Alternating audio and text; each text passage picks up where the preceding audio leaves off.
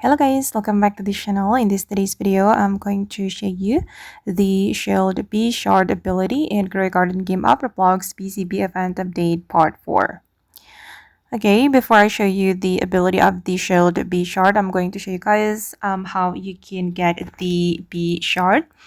Basically, you can get the B Shard from this event, the Wasp Dungeon Event, and you will get the B Shard as your reward from the event.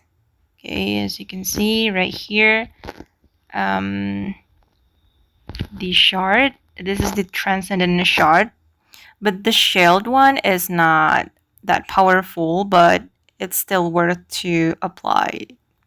Okay, I'm going to show you my B with the shield B shard.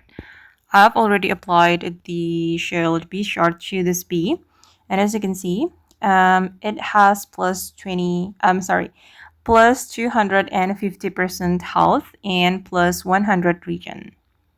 Okay, it's good. It can improve your bee's health, guys. Yeah, it's worth to apply. And okay guys, that's all about the Shield B Shard in Grow a Garden Game of Roblox PCB Event Update Part 4. I hope this video will be useful for you. Thank you so much for watching and bye!